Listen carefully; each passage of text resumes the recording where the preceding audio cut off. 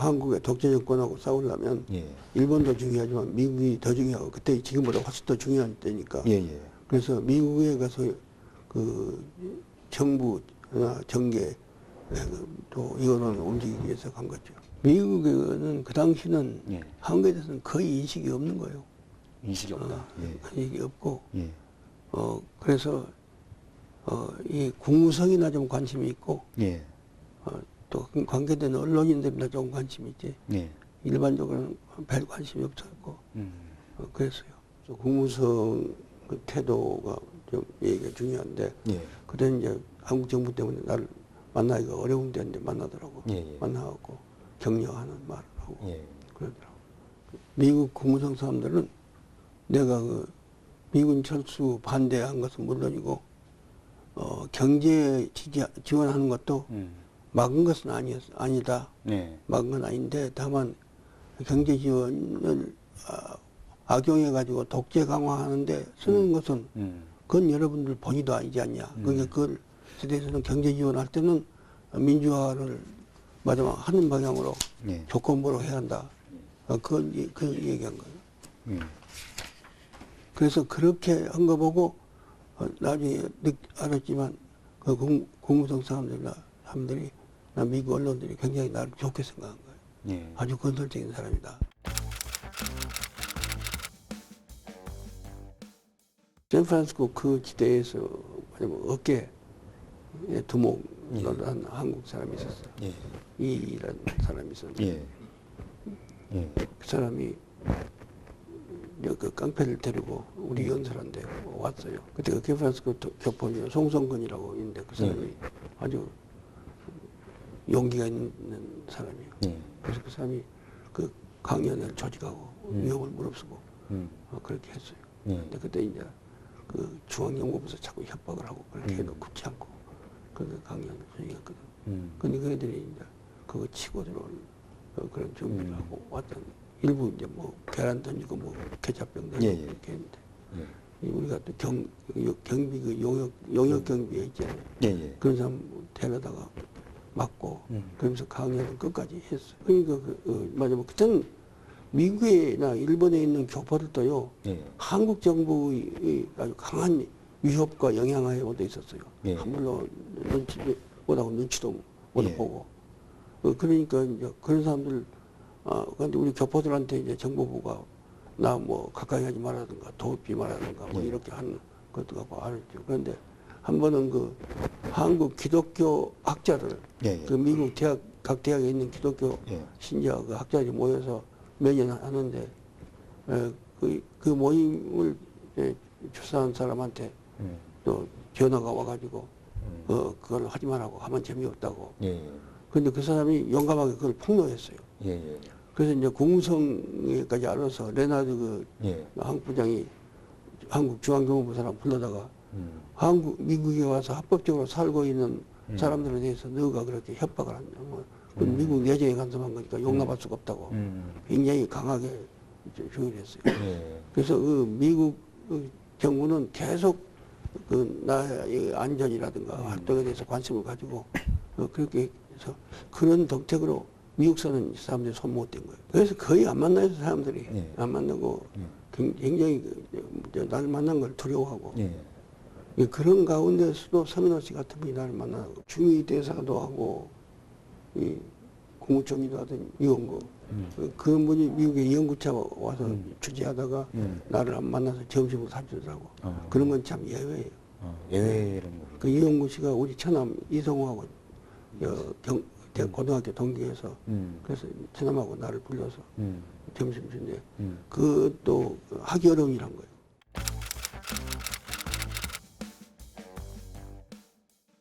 여하간 그 세계에서 독재한 나라도 많고 또 그 나라 사람들이 미국에 와서 사는 사람도 많지만 한국 사람들만큼 미국이나 일본에서 그렇게 카나다 포함해서 그렇게 본국 문제에 관심 갖고 민주화 운동에 헌신한 사람들이 이제 민족이 별로 없어요. 그래서 그런 점에 있어서 나는 굉장히 자랑스럽게도 생각하고 높이 평가하는 입장이고 또 그런 것이 알게 모르게 국내에도 영향을 상당히 줬다고 생각을 해요. 왜냐하면 국내 사람들이 그 미국이나 일본 나가면 교포들 만나면 역시 얘기를 하니까. 그리고 미국 같은 데서는 그 정부 반대한 신문이 참 많이 나왔거든요. 그 여기서 정부 지지하는 신문들, 그런 신문의 미국판도, 그 미국판은 정부 비판으로 안 할 수가 없어요. 안 하면 신문이 안 팔려요. 예. 그죠? 그때 예. 그랬어. 예. 그래서 그런 점으로 봐서 해외 사람들이 상당히 다른 민족하고 달라서 그 자기 본국 문제, 한국 민주화 문제, 정의 문제 그런 문제에서 많이 관심을 가진 것은 참 높이 평가할 점이라고 생각해요.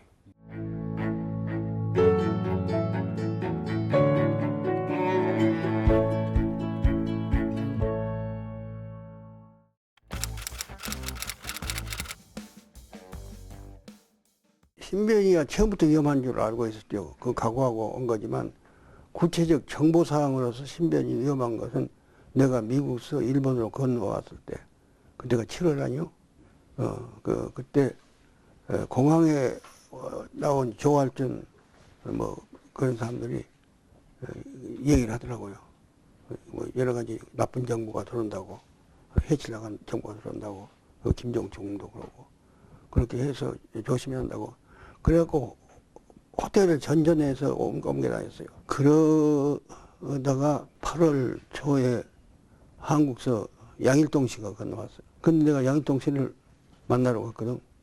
근데 만나러 간 것은 내가 좀 여비 좀 보태달라고, 그 나온 형님 동생한테 줘주니까 그래서 갔었단 말이에요.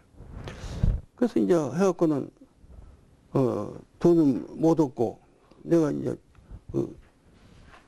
엘리베이터 쪽으로 가려고 나오니까 그 건장한 젊은 사람들이 한 4, 5명 이러고 나타나더라고.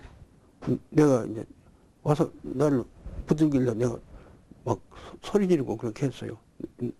너라고 이놈들. 그 옆방으로 나를 끌고 갔는데 나중에 보니까 그 옆방은 일본 구주에 있는 사람이 이러고 거기다 해갖고 그래갖고 예약을 해가지고 한 2, 3일 전부터 그 방에 있었어. 양일동씨 옆방에. 그래서 나를 그 옆방에 가서 이 뱃대에다가 이렇게 눕히더라고.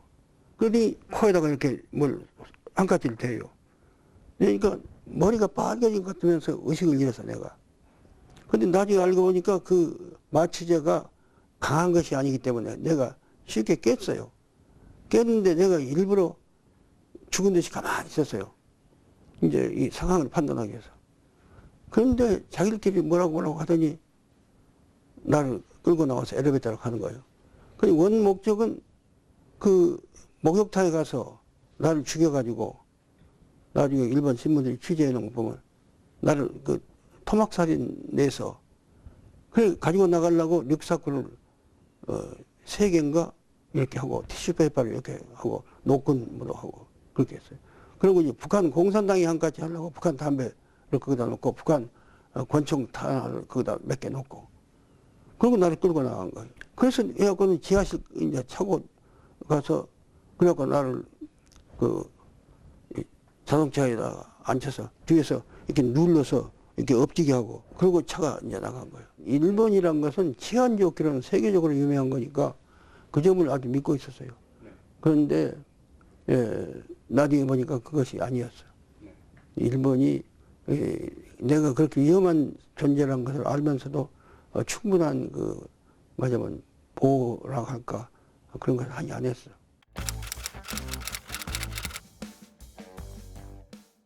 차에 눌려가지고 차가 가는데 뭐 어디로 갔는지도 모르지. 그런데 한참 2시간 갔는가 갔는데 차가 쓰더라고.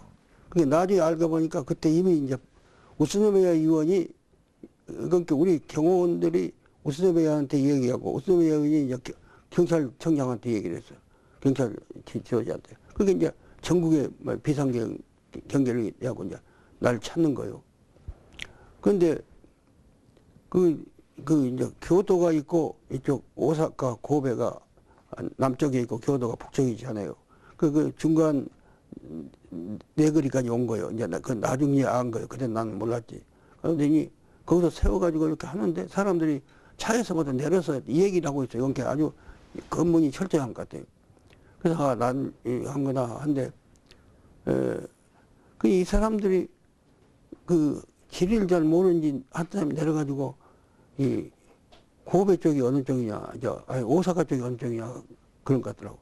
그러니까 그 일본 사람이 고치라가 교도, 고치라가 오사카 그렇게 얘기하는 말을 던지더라고. 그러니까 그래서 이제 그 교도하고 오사카 중간까지 그 경계선까지 왔구나 이제 그런 생각이 들었어요. 그런데 소리를 질러야 하는데 눌려 있고 할 수가 없더라고. 경찰이 좀 안내를 들여다봐주면 되는데 그것만 기다리고 있는데 끝내 안 들여다보고 차는 가기 시작하더라고. 거기 뭐 어떻게 문 닫았으니까 소리 질러봤자 소용도 없고. 그래서 그렇게 끌려갔지. 그러니까 딴 데 갔더니 이제 그 차고 속으로 들어가갖고 거기서 나를 끄집어냈어요. 그래갖고 엘리베이터 태워서 2층인가 올라갔어. 그래갖고 나를 이제 이 옷을 다 벗겼어요.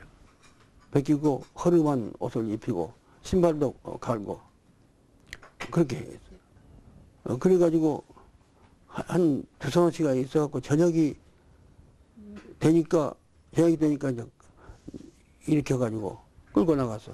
그래서 다시 엘리베이터 내려가지고 그래갖고 자동차 타고 이제 바닷가로 한참 이제 나중에 오니까 바닷가 쪽으로 가서 그래갖고 거기서 이제 란치에 태우더라고. 그래서 내가 속으로는 여기서 이제 죽이는구나 생각하고 저 십자가를 성으로 걷더니 한 대 치더라고. 이 새끼가 하면서. 그러고 나서 다시 또 한참 가서 나중에 이제 배로 올라가요. 그런데 내가 해운업을 했기 때문에 배에 대한 상식이 좀 있으니까 배가 진동하고 뭐한 거 보면 되게 이 배가 어느 정도 크다는 걸 안단 말이에요. 근데 나중에 내가 그 배에 대해서 얘기했는데 그 기가 막히게 맞았다고 이제 그 정도 얘기했는데 한 300돈 뭐 그런 정도 배였죠. 그래서 배에 올라가고 또 간판에서 세워놓고 몇 개 때리더니 다시 끌고 밑으로 내려갔어.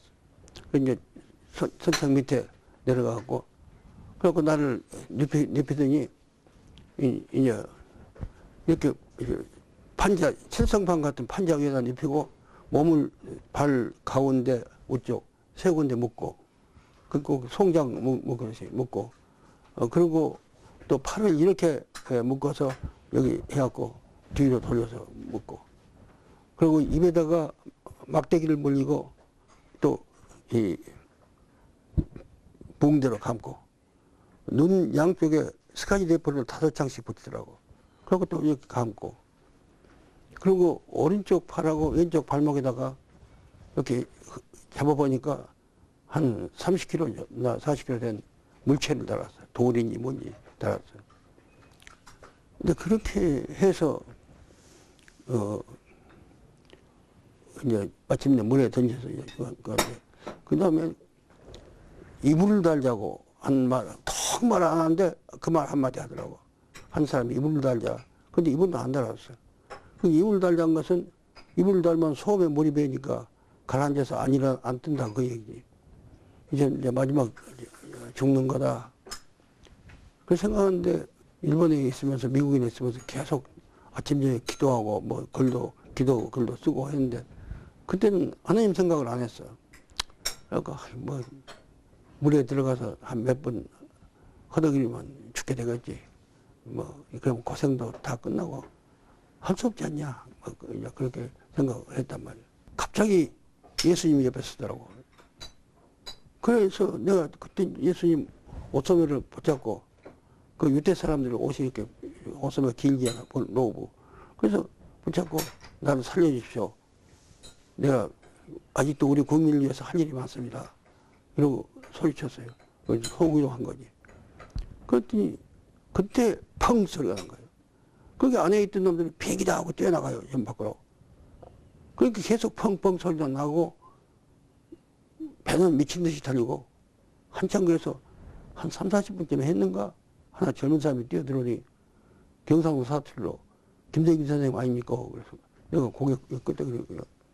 나 부산서 선생님한테 투표했는데요.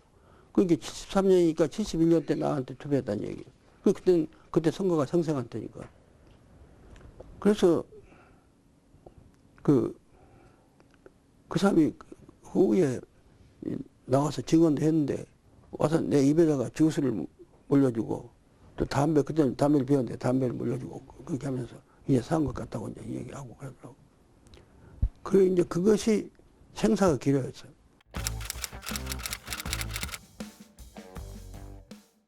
나중에 알고 보니까 미국이 CIA가 나 납치한 것을 정보를 캐치해가지고 그리고 미국 국무성에서 절대 살리라고 지령하고 한국 대사였던 하비브가 아주 근본적으로 그 사람이 나를 살린 거예요.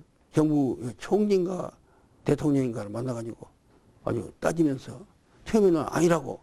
그런데 이제 내가 납치됐다고 하니까 정부에서도 우리 정부에서도 걱정한다고 발표하고 대사가 일본 외무성 가서 빨리 신변 안전을 보장시키라고 그런 이제 사기짓을 치고 있는 때요. 그런데 하비브가 가서 우리가 다 알고 있는데 미국 정보기관은 헛소리를 하냐고. 만일 이렇게 당신네가 죽이면 우리 그대로 안 있겠다고 따졌어. 그래서 급격히 방침이 바뀌어가지고 맞으면 이제 일본한테 알려주고 일본한테 미국이 알려주고 또 한쪽은 한국 정부하고 하니까 이제 일본도 자기 영토에서 그런 일이 있었으니까 가만히 있을 수가 없는 일이고 압박을 일본하고 양쪽이 강하니까 한국 정부가 죽이는 것을 포기해서 그래갖고 8일 날 납치됐는데 13일 날 한국에 돌아왔어요. 그래서 그때도 그 국무성의 레이나드 한국 부장이 아주 그렇게 열성적으로 뛰었어요. 그래가지고 그 키신저가 뉴욕에 유엔 총회에 가 있는데 거기하고 연락해서 하고 키신저가 또 적극적으로 나왔어요. 그때 미국은 세계에서 일어난 납치 사건에 대해서 굉장히 이걸 중요시하고 있는 데이기 때문에 내 사건이 거기에서 관심을 집중하게 돼서 더 도움이 된 거지. 그 그렉 대사가 그때 그 일본의 CIA 책임자로 있지 않았어? 네. 근데 그 나중에 이 얘기를 하더라고. 그것이 미국 비행기는 아니라고. 그러니까 미국이 개입은 했지만, 그게 일본 영토니까 미국이 할 수가 없었지. 그래서 일본한테 시킨 거지.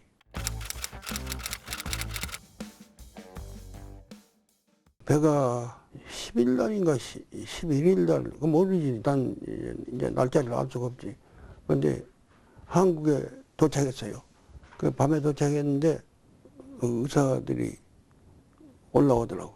새벽이지. 의사들이 올라와서 이제 여러 가지 진찰을 하고 뭐 약을 주어요. 먹으라고. 그래서 먹었는데 이게 무슨 약인지 모르니까 사실은 상당히 경계심이 났지만 그때는 뭐 그런 거 저런 거 따질 수도 없는 때고 그래서 먹었더니 막 먹고 나니까 의사가 뭐 많이 피곤한 것 같아서 뭐 줬다든가 뭐 그러고 얘기를 하더라고. 그래서 속으로는 이 사람이 그 얘기를 처음부터 얘기하고 줘야지 주고 나서 얼마나 그 순간이지만 굉장히 난 절박한 느낌을 했는데 그런 일이 있었어. 그 다음에 깨서 보니까 그래서 이 눈을 붕대로 가렸는데 조금씩 사이로 보여요. 그 2층 양옥집에 2층에가 있더라고. 그래서 거기서 한 이틀 밤인가 잤어요. 자고 했더니 오후에 되니까 누가 찾아와서 만나자고 그래서 저리 가서 앉으니까 무슨 정보기관 사람인 것인데 오늘 당신을 석방하겠다. 석방하겠는데 우리가 말한 대로 행동을 해주겠냐. 그게 무슨 얘기냐. 당신 집 근방에 가서 내려놓을 테니까 우리가 내려놓으면 하나 둘 해서 13일 때까지 붕대를 뜯지 말아라. 그리고 소리 지르지 말아라. 그래서 좋다고 그렇게 하자고. 그래 근데 이 사람이 나한테 왜 대통령 후보까지 한 분이 국가의 반국가적인 일을 하냐고. 그래 내가 있다가 내가 언제 방금 가지고 했냐? 내가 반정부를 했지. 반국가하고 반정부하고 다르지 않냐? 그래서 야당이란 것은 원래 반정부인데 그런 얘기 했더니 요새 철학은 반국가하고 반정부를 동일시합니다. 그러길래 아이고 속으로 이런 유시간 사람하고는 더 말할 수가 없다 그래서 이건 가만히 있어 버렸어요. 바깥에 나가면 그까지 주의소가 있어요. 그 뒤에다가 나를 세워놓고 갔어요. 그래갖고 거기서 걸어서 뭐 가까우니까 집에 와가지고 그래갖고 집에 들어오니까 집에서 사람들 모두 있다가 좀 귀신이 들어온 것 같이 생각하고 기가 막히는 거지. 그래서 들어와서 그래서 한 20분 있으니까 기자들이 왔어요. 그 얘기 들어보니까 신문사 방송마다 전화 걸어가지고 김대중이가 돌아왔는데 아냐 동해동 집이 와 있다 이러고 알려줘서 그때 뭐 내 문제 가지고 온통 신경이 집중된다니까 막 비호가 좀 달려와서 그래서 거기서 이 얘기 쭉 했는데 그것이 지금 신문에 남아있는 거예요.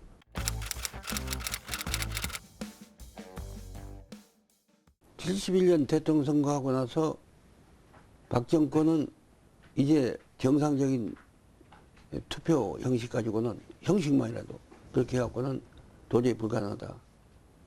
그러니까 유신체제를 선포한 거고. 그래서 유신체제 가지고 이제 꼼짝달싹 못하게 국민을 묶어놓고 그리고 세계에는 아무것도 안 알리고 이렇게 하면은 안정된 그 체제 유지가 될 수 있다 이렇게 생각한 거든. 그런데 뜻밖의 구멍이 뚫린 것이 나란 말이에요. 그것이 이제 박 정권이 가장 의존하고 있는 일본하고 미국 여기에서 맞아 문제가 생긴 거고 아까 이미 말한 대로 상당한 이제 영향이 생기니까 내가 그 해외에서 활동이 상당히 큰 효과를 냈어요. 자민당에 과거에 한국에 관심이 없었던 사람들 친한파 정치인들하고 그 유착에 반감을 가지고 있던 사람들이 그냥 외면하고 있다가 이제 이걸 계기로 굉장히 본격적으로 한국에 관심을 갖고 문제를 삼기 시작했고 또 사회당은 내가 그 이시바시 위원장 만나서 얘기할 때 당신들은 북한하고만 얘기하고 남한에 대해서 얘기한 것은 말하기도 더럽다. 그때 그런 태도를 취했거든. 근데 당신들이 그런 태도 취해서 한 외면한 사이에 일본의 좋지 않는 정치인들이 한일 유착을 해가지고 우리 국민을 괴롭히고 있는데 그럼 결과적으로 당신들은 이 자기 나라 정치인들이 잘못하고 있는 것도 외면하고 있는데 그건 당신들이 직무유기를 하고 있는데 그것 때문에 일본 국가의 이익도 해치게 되고 우리 국민들이 피해를 입게 되는데 어떻게 해서 이런 짓들을 하느냐. 그래서 그거에 대해서 상당히 충격을 받았어요. 내가 설명하는 데 대해서. 그리고 태도가 이제 달라진 거예요. 그게 한국 정부로서는 자꾸 이제 일이 너무 성과가 크기 때문에 그리고 이제 내가 이제 자꾸 언론 대담한 것도 이제 크게 부각이 되고 하니까 만약 이거 이대로 될 수 없다. 그래서 이제 미국 가서는 내가 이제 미국 그 뉴욕타임스라든가 뭐 이런 데 하고 접촉을 하면서 보도도 되고 뭐 이렇게 했단 말이야. 미국의 이 동아시아 문제에 대해서는 최고 권위자들이 나서서 지원을 하고 공화당 원내총무 뭐 이런 사람들이 전부 나를 만나주고 그리고 나한테 내 얘기를 듣고 그래서 그 사람들이 관심을 이제 갖기 시작했단 말이에요. 그게 한국 정부로서는 아주 뭐냐면 그 위협을 느낀 거예요. 내가 활동에. 그게 그런 짓을 하게 된 거죠. 그렇게 이제 이걸 이대로 둘 수 없다. 그런데 군사정권의 특징으로서 반대자는 말살시켜라 하는 거니까 또 박 정권이 그런 일 많이 했잖아요. 그러니까 나도 그 중에 하나로서 마치 인혁당 사람들 당하듯이 김영욱이 당하시 그렇게 당하게 된 거지. 된 건데 운이 좋고 또 결정적인 것은 사는 것은 미국 그때 정보기관의 도움을 얻어서 살게 된 거거든.